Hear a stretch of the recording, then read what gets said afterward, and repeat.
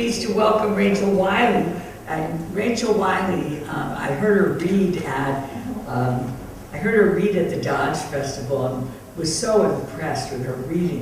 I thought, I have to have her come and read. And then she pointed out today that she came to my class at Binghamton with one of my graduate students, and that she wrote a poem. And I remembered it was a wonderful poem, but I had completely forgotten that it was Rachel who was in my class. So she had to tell me today that she had come to the class with tarot beds. Rachel Wiley's first full-length collection of poems, Fat Girl Finishing School, was recently published by Timber Mouse Press. A native of Columbus, Ohio, she has a degree in theater studies and has competed in multiple national poetry slam competitions. She was a finalist twice in 2011. Wiley has also toured nationally at slam venues, colleges, and festivals, and most recently, she had the honor of being part of the Geraldine R. Dodge Poetry Festival in Newark, New Jersey. She is on staff at Writing Wrong's Poetry Slam, where she occasionally gets to host the night. Her work has been featured by the Huffington Post, Everyday Feminism, Frig Magazine, Drunken Boat, and Nailed Magazine. And she was profiled along several other women writers in Hooligan Magazine. Rachel Wiley is not a hooligan, but a brave woman and a wonderful poet. Let's welcome.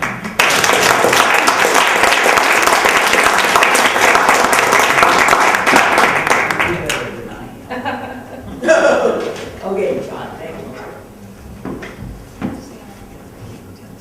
Hi, everybody. All right. When we were kings one day, when my niece is 4 years old, she stands on her chair in a Wendy's to give me lessons on how to roar like a lion. She pulls the sound up from her feet, gnashes her teeth, a smear of ketchup or gazelle's blood at the corner of her mouth, tells me girls can be kings too. She's making her fiercest lion face when a man walks up and tells her to smile, that she is too pretty to have her face screwed up like that.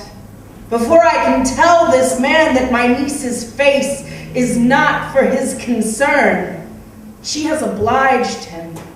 Though the lion was still twitching prey, clamped in her jaws, she locks eyes with him and growls until he walks away. Now my niece is 6, tallest girl in her class, but stoops from being told to make herself smaller so as not to be intimidating. Smiles mouth closed to hide missing teeth so as not to show imperfection. Swallows the right answer in class so as not to look so smart. Skips pizza day because she's all of the sudden worried if she's thin enough to be a queen or just pretty enough to be someone's trophy. She's being tamed for the poachers, and I am undone. I see you, patriarchy. You gas leak, you pickpocket, you wasp's nest in the attic, you virus of glass, you hothouse minefield. I see the 2 short years it took you to hollow her defiance into something ungainly. The way you make her fear taking up space by spiking words like fat and loud and bossy. The way you render her invisible for not matching your standard of what is beautiful. The way she is taught to wait for a prince to save her because their violence is acceptable violence, because boys will be boys and girls will be property. I have already spent too much of my own reign, a circus act of obedience with your head too close to my teeth. You will not have her too. She will not count calories at 10 or rest her worth on how many boys ask her to the dance. This is the notice of your dismantling. I will split the bellies of men who have plundered us for our growl. build stilts out of the femurs of men who expect us to shrink for them, and stack crowns worthy of girl kings out of the teeth of men who tell women to smile. We are coming for what is ours, and we will be kings again one day.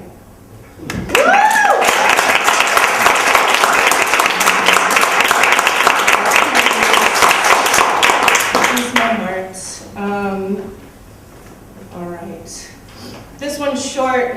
It's going to be on posters on the T train in Boston, or it is now.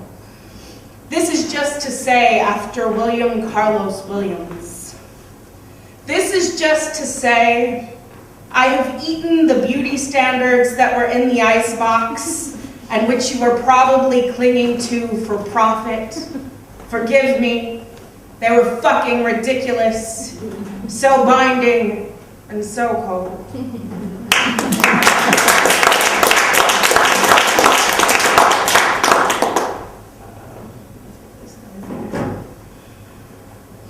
This is for Nicholas, who's so concerned. And Nicholas is a man that wrote me once after a show, telling me that there's no possible way that a fat woman can be beautiful and confident. And he framed all of this around some concern for my health, which he can't possibly know, not being my physician. So I wrote this for him, and I went back to Cincinnati where the show was and performed it to his face. So I'm not talking bad behind anybody's back here, and he knows what the deal is. The band was in full swing the night we met. My beautiful, all cotton-pressed and petticoat-full. You led me from the dance floor, concerned, bruising the top of my arm to remind me in an embarrassed whisper that I am much too fat. And making a fool of myself with all of this skin that I wear, all of this immodest self-love, all of this space I am taking and still taking. I mean, my God. People are watching. Don't I know that I am dying? Don't I know that I'm a sugar-blooded elephant? Oh, Nicholas, forgive my clumsy audacity in forgetting to hate my tusks. I was so dangerously carefree. Who knows what could have happened? I might have incited a herd of gray-fleshed wallflowers to shake the chandeliers down to the floor with the sound of skin smack and hip sway and unapologetic buoyancy. Thank goodness you were there to lead me home. Your insecurities binding my wayward trunk. I am obviously a large and simple girl, stumbled into feeling all too human with the air kissing at my unsightly skin. Like I never felt laughter slinky walk my spine, or deep-kissed pavement at the sound of an insult backfired from a passing car, or felt every single knuckle in a punchline. You would think I'd have learned by now. But this body and its fault lines, they don't belong to me. My fat is a crime scene for other people's concern. It seems I will swallow everything. So why not your good intention, too? A little known fact about elephants and rooms. Everyone sees the elephant standing there. They all think they're the first to point her out, the first to tell her that she is an elephant. The elephant is very aware she's an elephant. By nature, she cannot forget this. The room would never allow her to forget this, so she may as well dance. Take your bullhook hands off of me. I am no one's broken beast, and I've got whole houses to shake down into clapboard and brick dust.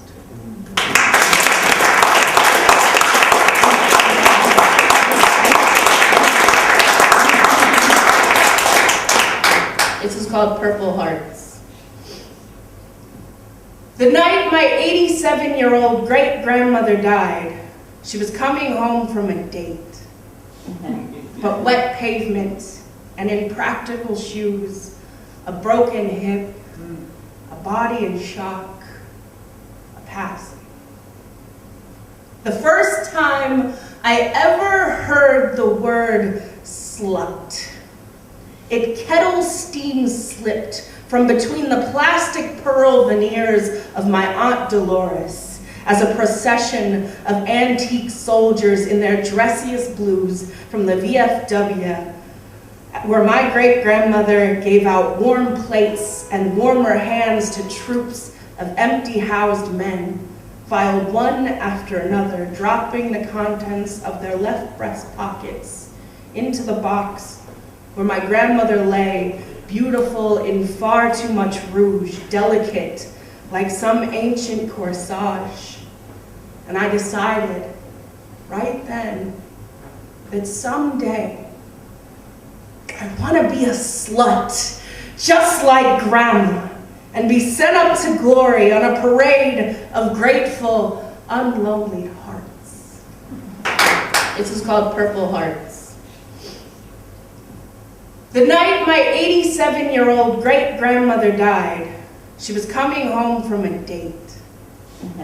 But wet pavement and impractical shoes, a broken hip, a body in shock, a passing.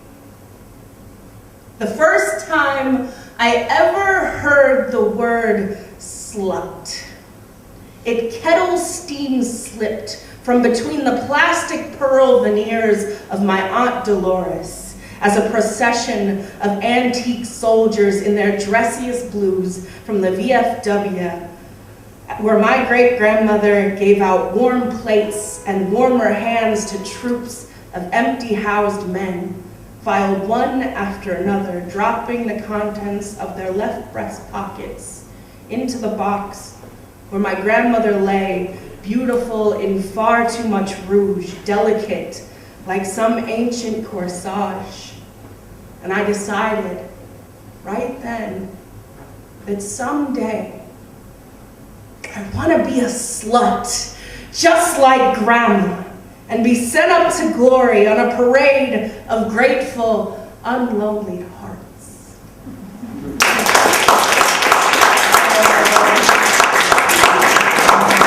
I do a lot of work about the body, about being proud of my body, but it wasn't always that way. And so this next piece is sort of part of that early journey to body love. It's called For Fat Girls Who Considered Starvation When Bulimia Wasn't Enough. Mom said that my teeth were perfect. Perfect brother had just gotten braces on his top 4 front teeth, a tiny railroad bridge connecting nothing. And my mom said my teeth were perfect. At last, my quiet mouth, the swallowed feelings, the overlook had all paid off and cultured something perfect. And my mouth is a music box stuffed with pearls. Perfect brother is tall and lean, eats whatever he wants. One time, a whole box of oatmeal cream pies. But it is more clear each day that my baby fat is no longer baby fat, but just fat. It is clear I will not be a ballerina. I had wanted to be a ballerina. My mouth is a music box. A small girl spins gracefully at the back of my throat, on point. I am sure if I can just reach far back enough, I can still have her legs. I reach for her every night after dinner while the bathtub fills. One day, the health teacher shows us a photo of a mouth full of broken dishes. said the side effects of bulimia include ruined teeth. My perfect becomes a ransom I cannot bring myself to pay. I swallow the girl, and then nothing more for 2 whole days. My mouth is a music box playing a low grinding gear that puts me to sleep. When I do not wake up, a spinning girl encircled in pink tulle, but rather a ravenous hollow encircled in outgrowth. I sneak down to the pantry, eat an entire box of oatmeal cream pies before heading upstairs and brushing my teeth one at a time.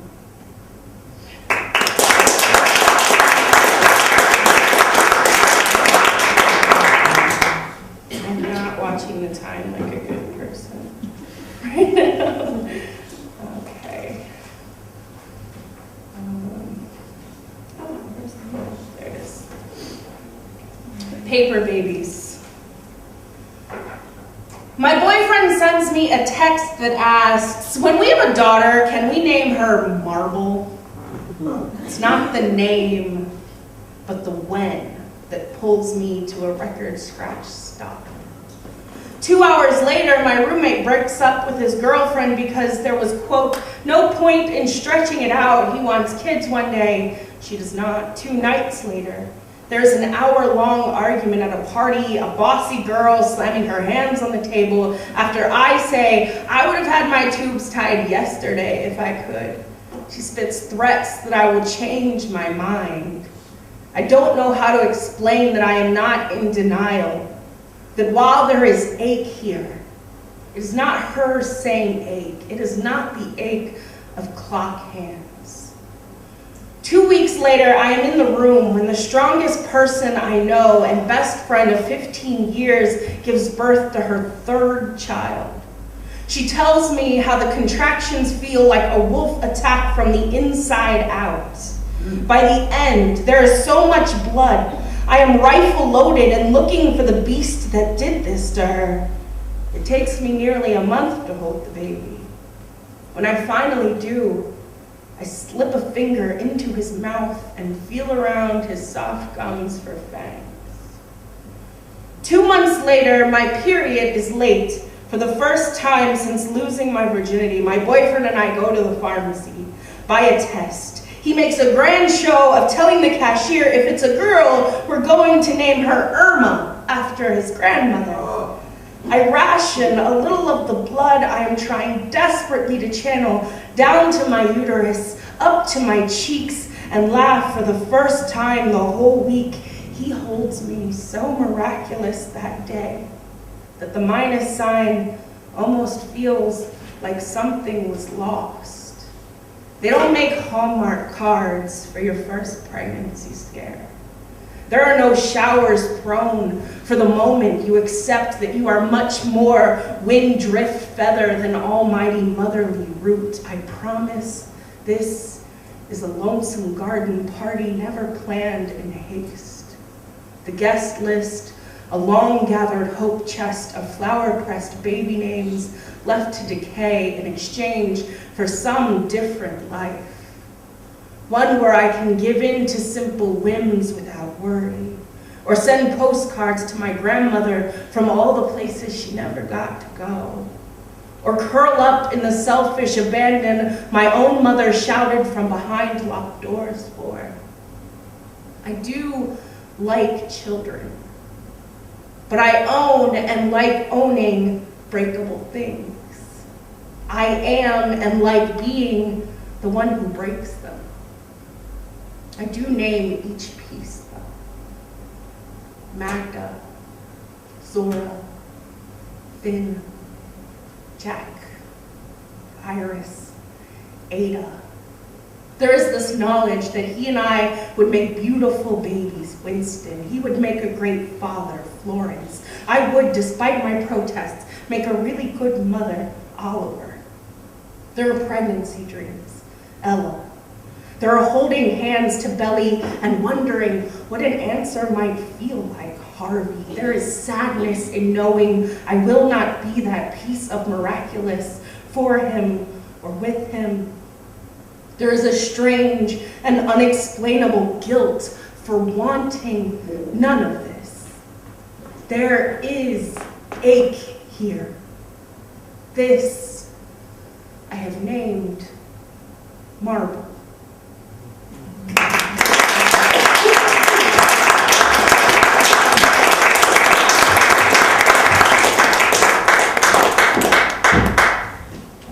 Thank you. How many more I got? I think I've got three more. So I don't get to talk much about why I wrote this next poem. I heard the story about this elephant on NPR. So I'm a big This American Life listener. And I felt all these parallels about being a large woman and what people assume you can do, or will do rather, when you're angry or hurt. And they sort of cower from you rather than trying to find out why you're hurt or angry. And that's frustrating. So I wrote this poem. Let's do it. In 1916, Mary the elephant was hanged from an industrial crane for the murder of her inexperienced trainer. While being stripped of her ivory, it was discovered that she'd had 2 abscessed teeth on the side of her face where the trainer repeatedly struck her with the bull. The circus fat lady eulogizes Mary the elephant.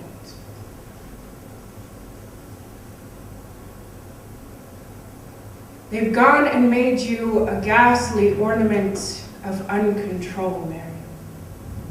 Your pain overturning a whole city atop the man who dare handle you like some dumb creature.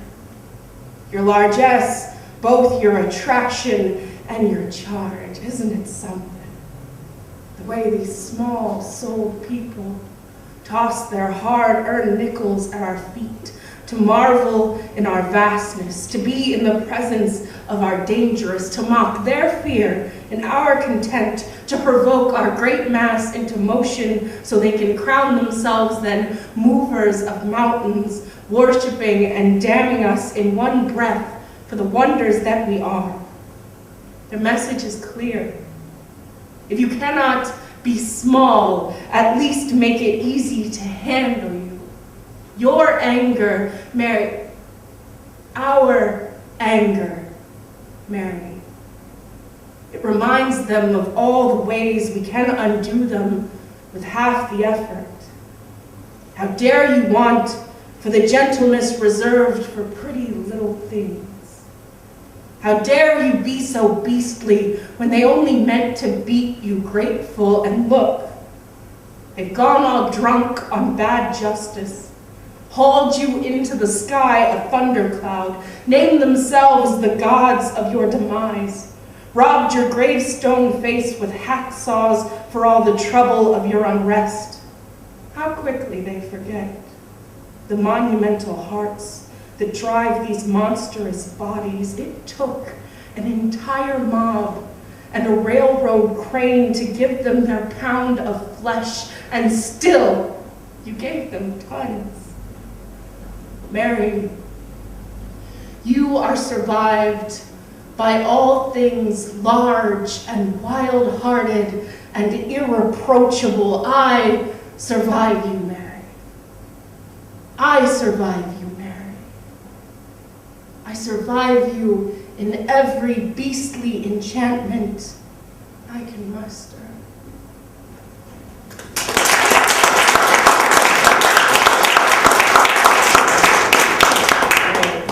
When I first started reading poetry out at open mics, I got a sort of reputation for writing what my friend would call "you ain't shit" poems. I wrote a lot of stuff telling people about themselves because I tend not to do that as much in real life. So poetry seems to be a safe way for me to not get into bar fights. And then I got dumped this last summer, and I kind of reverted to my old ways. This is called Dry Cake Wishes and Tap Water Dreams. On the birthday of the ex-boyfriend who told me I was too intense, I wish him a lifetime swaddled in beige. Skinless chicken boiled, Kraft singles, steamed rice, unflavored oatmeal, polo shirts tucked in. I wish him sex, but only ever in the bedroom, always with lights out and socks on and planned in advance. I wish him Indiana, safety scissors, and mayonnaise. I wish him not exactly love, but a light that could be mistaken for love on a slightly overcast day. I wish him slightly overcast days, lukewarm showers, saltine crackers, a prefab house in the suburbs painted in colors that resemble unflavored oatmeal, skim milk, unsalted butter, one-ply toilet paper. I wish him the music of Mumford and Sons, a minivan, a commute to work in colors that resemble unflavored oatmeal to a job that requires him to wear polo shirts, tucked in.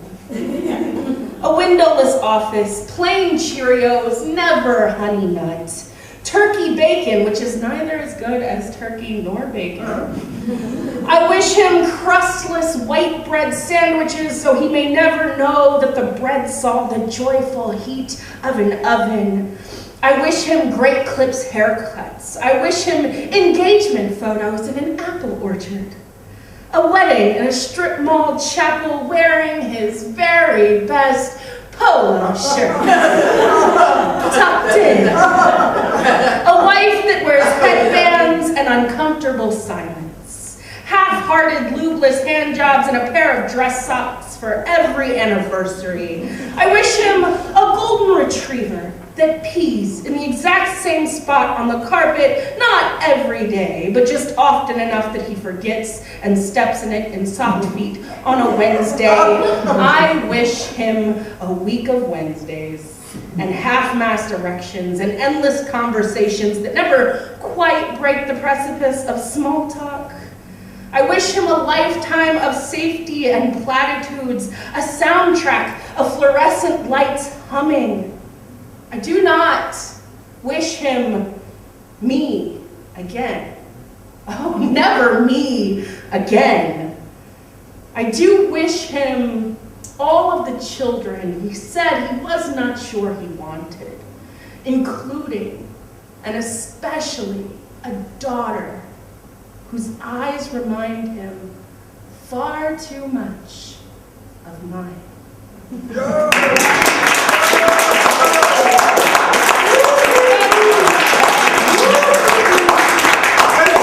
is a poem I would like to end my sets with because there's sort of usually are always somebody who is heartbroken and blaming themselves for said heartbreak.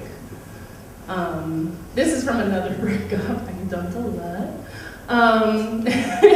It's called In Which the Poet Learns to Wake Up Alone. If you insist on dwelling in this notion that your love did go away because they could no longer endure the heft of you, I say then, let them go. You may mourn them and all of the things dreamt but left unplucked between you. You may cry and rock and drink and fuck some stranger every time you forget, or better still, every time you remember the way their hands pulled at you without regret or judgment or fear, the way they perhaps coaxed from you some luxurious bravery to look yourself full naked in the mirror and smile at the heart it contained and the lust it released, and all of the wild, unabashed melting of your body into theirs. You may mourn all of this, but you may not now. You may not ever stare contemptuous into your soft hips, your rounded stomach, all of your heavy and uneven parts, as though they are a collection of children who simply would not behave well enough to make your love stay.